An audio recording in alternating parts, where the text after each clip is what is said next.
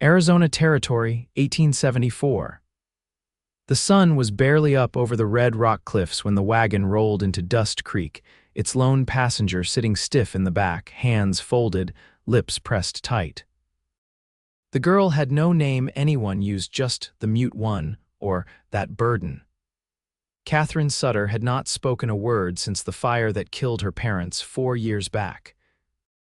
She was 18 now, and the silence that had once been a child's grief had hardened into something permanent, or so the townsfolk liked to assume. Her aunt and uncle had taken her in, such as it was. They fed her, let her sleep in the barn loft, and brought her into town only when they needed something from the preacher or the mercantile. But they spoke about her like she was a crate to be hauled, Catherine, the burden.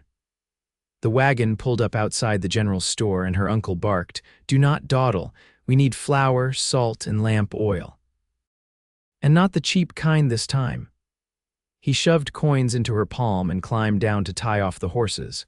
Catherine stepped out quietly. She kept her eyes low, dress hem brushing the dust, boots worn through in places. Inside the store, she moved with quiet efficiency, placing each item in the crook of her arm. She didn't look up when the clerk stared, didn't flinch when his wife whispered, "Poor thing, still dumb as a stump." A warm voice cut through the room. Maybe she does not need to talk. She says enough with her eyes. Silence fell. Catherine turned. She had not heard that voice before. The man standing at the counter was tall, lean, with a sun-browned face and a worn hat in his hands. He was not from Dust Creek. His clothes were trail-dusted, boots scuffed from long miles. He looked straight at her, not around her, not past her, at her. His eyes were dark and steady, the kind that listened even when no words were spoken. "Ira Hollum," he said, tipping his hat. "Ranch hand, just in from over near Prescott." She blinked. The clerk cleared his throat, trying to laugh it off. "Well, she will not answer you, boy. She does not talk. Everyone knows that." Ira glanced at the man, then back to Catherine. "She does not need to." Catherine's throat felt tight. She turned back to the counter and finished placing the items down, hands steady. Outside, her uncle was waiting, arms crossed. "What took so long?" She handed over the sack of supplies without meeting his eye, but Ira was still watching from the doorway. That night, the sky was heavy with stars. Catherine sat in the loft of the barn, her knees drawn up, watching the moonlight spill through the cracks in the wood. She thought of the way Ira had looked at her, like she was not invisible. 2 days later, she saw him again. He was repairing a fence post along the east road where the Sutter land met open range. Her uncle had ordered her to check the cattle gate. She walked with quiet steps, head down, until that voice came again. "Miss Sutter." She stopped. Catherine turned slowly. Ira leaned on his shovel, wiping sweat from his brow. "You remember me?" She nodded. He smiled, real gentle. "Good, thought maybe I imagined you. Dust Creek folks talk like you are not real." She tilted her head, a small, curious frown on her face. "I mean it," he said. "They say you are a burden, but I think they are blind." Catherine glanced away, swallowing hard. "You do not have to talk," he said, voice softer now. "But if you ever feel like not being alone, I ride this stretch every morning." She stood there a long moment, then nodded again. The next morning she went back. She brought a biscuit wrapped in cloth. She handed it to him without a word. He took it, eyes warm. "Thank you, Catherine." She did not smile, but her shoulders relaxed. They met again the day after that, and the next. She never spoke, but she listened. And he told her things about the hills near Prescott, about the wild horses he had seen, about a sister he had lost to fever the year before. Some days she brought bread. Other days she brought nothing but herself. Still, he kept talking and she kept showing up. One morning, a storm blew in fast. Catherine had not come. Ira rode through the downpour, heart pounding. Something felt wrong. When he reached the barn, he found it empty. The house was dark. Then he heard the shouting. Inside, her uncle had her by the wrist, dragging her toward the door. "You want to follow that boy? You think anyone wants a girl like you?" Catherine's eyes were wide, but she did not cry. She never cried. Ira stepped through the doorway without hesitation. "Let her go." The uncle turned. "Who the hell are you?" "The man who listens." He walked forward, slow and sure. "You do not get to hurt her because you do not understand her." The uncle sneered. "She ain't right in the head." She is smarter than you will ever be, Ira said. For a moment they stared each other down. Then Catherine moved. She stepped behind Ira, her hand brushing his back. That single touch was enough. Her uncle spat on the floor and stormed out. They stood in the silence afterward, rain drumming on the roof. Catherine looked up at him, eyes full. "I will get you out of here," Ira said. She nodded. By sundown they were gone. He took her to a small ranch house near the edge of the valley where he had been offered work by a couple too old to manage alone. There was a spare room, a warm hearth. They did not talk much, but something passed between them every time their eyes met.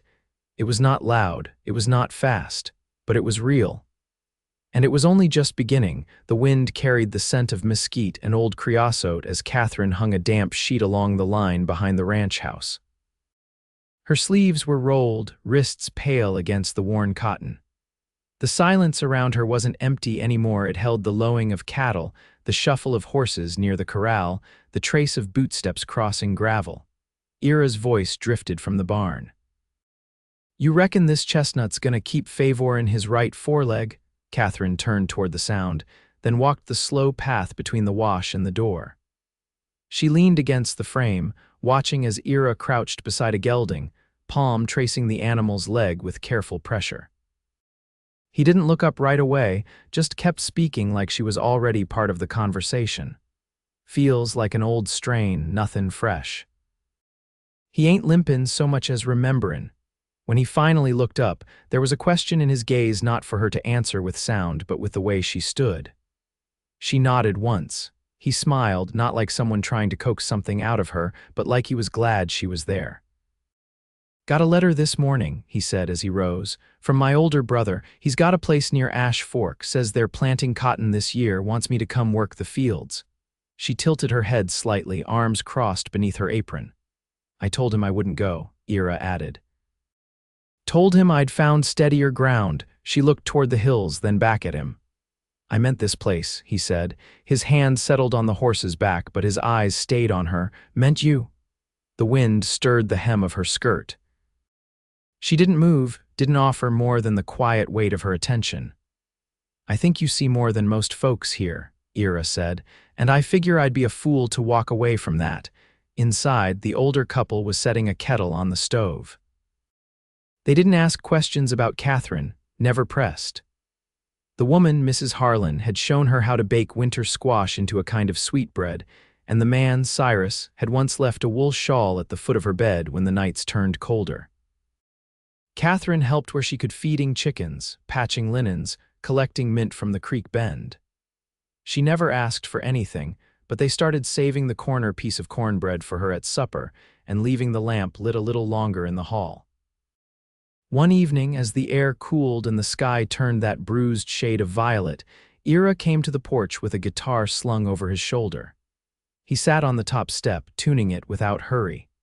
"You ever hear a cowboy song done right?" he asked. She stepped out, settling beside him without touching. "I ain't much of a singer," he said, strumming a soft chord, "but I know a few that carry more truth than most sermons." He played something low and slow, a tune about a river and a woman someone lost before winter set in. Catherine didn't know the words, but the sound curled into her chest like something remembered. When he finished, they sat without speaking. The sky deepened, stars pushing through the dusk. Eventually, Ira said, "That song's about missing someone you never really had. But I figure I'd rather stay close to what's real." She looked at him then, long and steady. "I don't want to guess at your thoughts," he said, "but I'm here, every day, if ever you want to share more of them." Catherine didn't reach for his hand, didn't lean against his shoulder. But she stayed beside him until the last light faded, and when she stood to head inside, her fingers brushed his sleeve in passing. The next morning, she found a folded paper on the barn rail. Inside was a drawing, just pencil, rough lines, but clear. Two figures sitting on a porch beneath a sky full of stars. One with a guitar, the other with her face turned toward him, no words, just an image. She carried it back to her room and tucked it beneath her pillow. That afternoon, she brought him a small bundle dried apple slices wrapped in cloth. He looked down at the gift, then up at her. "Guess we're speaking in other ways now." She nodded once, and for the first time since she'd arrived, her lips curved not wide, not quick, but soft and sure. He didn't say anything more. Just stepped back into his work, whistling low while she stood nearby, the silence between them no longer something to fill, but something to keep. Late August brought a dry heat that cracked the earth and stripped the trees of their softness. The cottonwoods along the creek had curled into themselves, and the air shimmered above the dirt like breath off a stove. Work slowed in the afternoons, when the sun made every task feel twice as heavy. Catherine carried water to the edge of the east field where Ira was repairing a post that had split in the wind. She walked barefoot across the packed ground, boots dangling from her fingers, dust clinging to her ankles. When she reached him, she passed him the tin cup without needing to be asked. He drank deep, wiping his mouth with the back of his hand. "You ever think about learning to ride?" She raised one brow, lips pressed in thought. "I don't mean for work," he said. "Just for the feel of it. There's a mule up at the north stable with a better temper than most men." "You wouldn't have to go far." She glanced toward the hills. Her answer came not as a nod, but in the slow untangling of her shoulders, the way her eyes lingered on the saddle draped over the fence. "I'll show you tomorrow," he said, grinning. "That is if you're not afraid of stubborn ears and slow feet." Her hand brushed the edge of his shirt sleeve, light as a moth's wing, and she turned back toward the house, the cup swinging at her side. That evening, the Harlans sat out beneath the shade awning, shelling beans into an old tin pail. Catherine joined them, kneeling near Mrs. Harlan, who passed her a bowl without a word. The woman's hands were worn, her knuckles thick with age, but her movements were steady. "You're good at this," Mrs. Harlan said. "Better than I was when I married into this place." Catherine glanced up. "Course, I had more nerves than sense back then," the woman added, glancing toward Cyrus, who was nodding off in his chair. "Took me a whole year to stop jumpin' every time he came in the room." Catherine's brow furrowed, curious. "We didn't know each other much." "Just enough for my father to decide it'd work, but he was kind, never hurried me, let me learn him slow." The air between them settled into something quiet and warm. Catherine's fingers worked the beans loose from their pods, the rhythm of it familiar. When she stepped outside the next morning, Ira was already saddling the mule.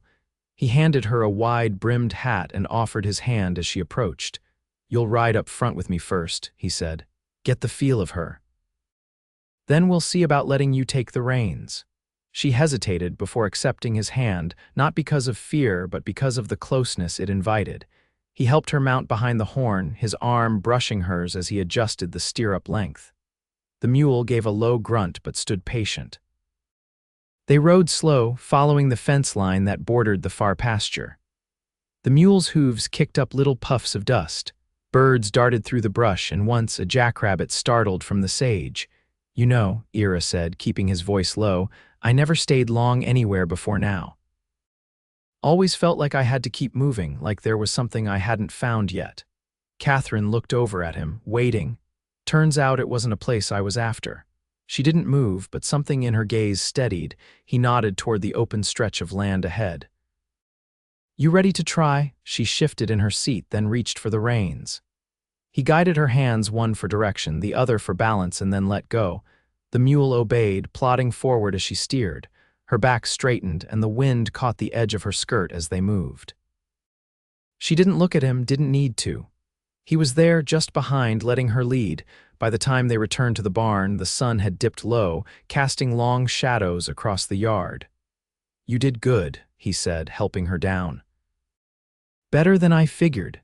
She brushed her palms on her skirt, then stepped closer than before. Her fingers touched the side of his jaw just once, and then she turned away, heading for the house. Ira stood still long after the barn swallowed her figure. That night, a storm broke over the valley.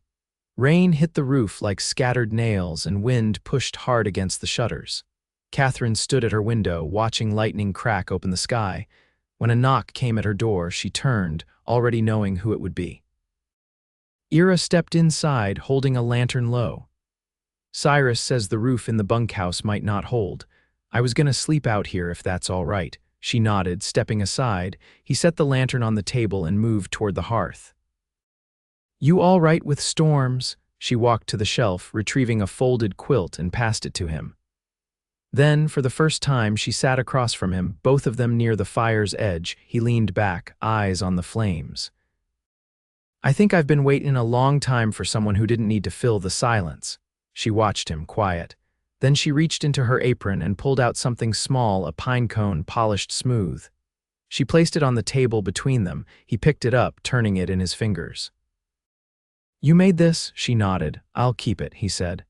"So I remember this night." Rain softened against the roof, the wind eased. And in the hush that followed, with firelight flickering across their faces, Catherine reached across the table, palm up. He didn't speak. Just took her hand and held it.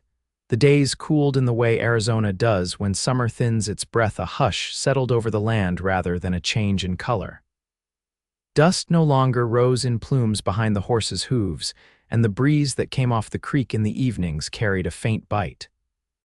The garden rose behind the Harlan's house had gone to seed, and the hens laid less with the shortening light. Catherine sat cross-legged on the floor of the sewing room, mending a tear in Cyrus's work shirt. The fabric was stiff with use, and the thread bit her fingertips as she coaxed the needle through. The quiet in the room wasn't the sort that pressed on her, it was the kind she could rest inside now. When Ira stepped into the doorway, he didn't speak. He leaned against the frame with a length of rope slung over one shoulder, boots tracking faint dirt across the floorboards. She glanced up once, flicked her eyes toward his hands, then back to her stitching. He waited until she finished the seam, then said, "You ever seen a calf born?" She set the shirt aside and rose. "She's close," he added. "Heifer's down in the back pasture near the willow brake. Cyrus said to let her labor alone, but I've got a feeling she might need a hand." They walked without hurry, the sun slanting low. The pasture grass rustled beneath their steps, and the heifer lay stretched near the tree line, sides heaving. Catherine crouched a few paces off, watching. Ira moved slow, murmuring to the animal, laying a hand against her flank. "She's tireder than she should be," he said. "Might be turned wrong." He glanced at Catherine. "You all right with helpin'? I can fetch Cyrus if not." She took off her apron, folded it, and stepped forward. The calf came slow, legs first, slick and trembling. Catherine braced the heifer's haunch while Ira coaxed it free, his arms red to the elbows. The heifer groaned but didn't fight. When it was over, the calf lay stunned and breathing, sides twitching. "Strong little fella," Ira said, brushing straw from its shoulder. "Sometimes all it takes is a bit of steady hands." Catherine knelt beside him, fingers grazing the calf's damp ear. He looked at her then, not with the usual gentleness, but with something clearer, more certain. "You've got more grit than most men I've known." She met his gaze and didn't look away. The calf bleated, weak but alive. The heifer nuzzled it, and the dusk settled around them like a blanket being pulled over the land. Later, back at the house, Catherine poured water into the wash basin and scrubbed the birth from her arms. Her palms were raw, but her expression was calm. Ira stood nearby, waiting, not out of obligation, but because he didn't want to go. "I want to show you something," he said when she dried her hands. He led her out past the barn, toward the rock ridge that overlooked the valley. They climbed in silence. At the top, the land unfurled beneath them, fence lines tracing the earth creek glinting silver in the moonlight. "My ma used to say we all carry our own kind of quiet," Ira said. "Some folks shout theirs loud, others live it." He sat on a flat boulder and looked out. "I tried once to stay with a girl back east," he said. "She liked the way I looked in uniform, didn't like much else. Said I was too slow to speak, too slow to decide things." Catherine settled beside him, her hand resting on her knee. "I didn't know what steadiness was until I saw you walk toward that barn the night of the storm," he said. "Didn't know what it meant, that kind of quiet." She pulled something from her pocket, a small bundle of dried sage wrapped in a strip of calico. She placed it between them. He picked it up, thumb running over the cloth. "For me," she nodded once. He held it carefully, then said, "I want to build something steady here with you, if it's what you want." There was no trembling in her hands now, no hesitation in the way she turned to face him. She reached for his hand, cradled it in both of hers, and held it there. He leaned forward, slow enough for her to move if she chose, but she didn't. She stayed. When his lips touched hers, it wasn't a question. It was a promise. They sat on the ridge until the moon rose high and the wind picked up, rustling the sage in the fields below.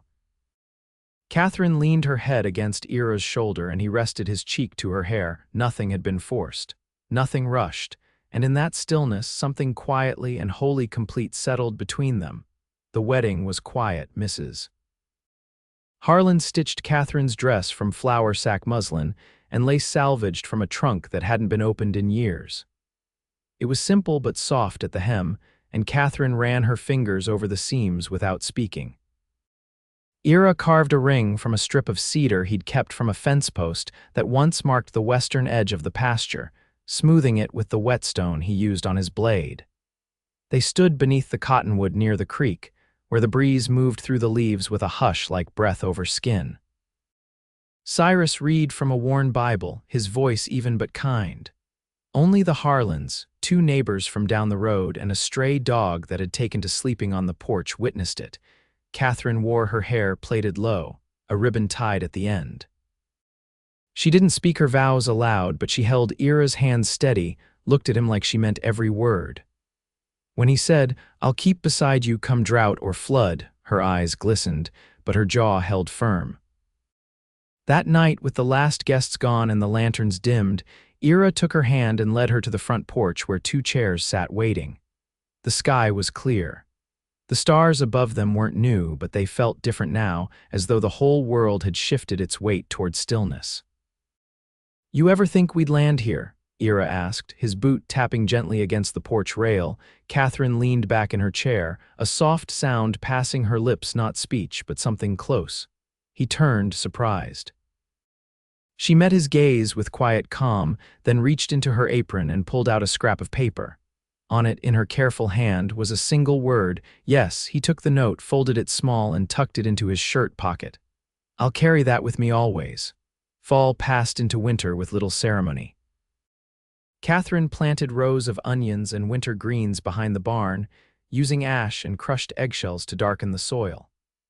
She learned to skin rabbits from Mrs. Harlan and once stitched a leather patch into the elbow of Ira's coat while he hummed a tune she didn't know the name of. They didn't speak much, but the house was full.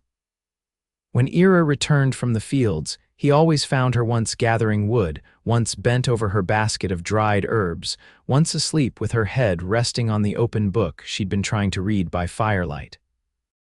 He never woke her, just laid a blanket across her shoulders and sat nearby until she stirred. Catherine began to write, not stories, but small notations planting dates, weather shifts, scraps of thought. She kept them in a ledger she tucked beneath the floorboard under their bed. Ira never pried, but she left it open sometimes, a page turned toward the light. One morning in early March, she handed him one of those pages. It was different from the rest. Her handwriting was still neat, but slower now. At the bottom, she'd drawn a sprig of wild yarrow and written beside it, September. He stared at the page, then at her. "You're sure?" She nodded, lips parted just enough to take in the moment. He reached for her waist and pulled her close, resting his forehead against hers. "We'll raise this child together. However they come into the world, they'll know they were wanted." She wrapped her arms around his middle, and he felt the strength in her hold. The months passed without hardship. Catherine's body changed slowly, her steps more deliberate, her gaze often drifting toward the horizon when she stood in the yard. Ira built a cradle with his own hands, using wood from the same tree they'd wed beneath. He sanded each edge smooth and carved a single flower into the headboard. Cyrus and Mrs. Harlan moved into town that summer, their bones too old for the long winters. They left the house to Ira and Catherine without fuss, pressing the deed into Ira's hand with a nod. "You've earned it. Keep it warm." The day the child came, the sky was overcast but soft. Rain threatened but never fell. Catherine labored in the front room beneath the open window, the wind bringing in the scent of sage and sun-warmed dust. A midwife from the south fence kept her steady, but Ira never left the doorway. He didn't speak, just waited, fists clenched, until the cry came. A girl, healthy and loud, with her mother's eyes. Catherine held her to her chest and didn't look away, even once. Ira knelt beside them, one hand to Catherine's shoulder, the other tracing the child's curled fingers. They named her Lila, a name Catherine had written weeks earlier and tucked into the cradle's blanket. That fall, the land bloomed late. Goldenrod held on, and the mule deer came closer to the house than they had before. Catherine sat in the rocking chair with Lila against her chest, her thumb tracing circles on her daughter's back. Ira worked nearby, mending the chicken coop, but glanced up every so often to find them there, framed in the doorway like a blessing. They didn't travel. They didn't need to. The land held them now, made room for them, and in the quiet of it all, the hush between wind gusts, the creak of floorboards, the soft breath of a child sleeping, two people who had once been marked by loss built something that would last. Not loud, not quick, but true. In time, Catherine began to speak again, only to Ira at first in the dark, her voice rough with disuse. Then later to Lila, humming soft tunes and naming the colors of the sky, but even before that, Ira had known her voice. He'd heard it in every gesture, every glance, every silence she'd chosen to share with him. They grew old there, side by side, and nothing was left unsaid.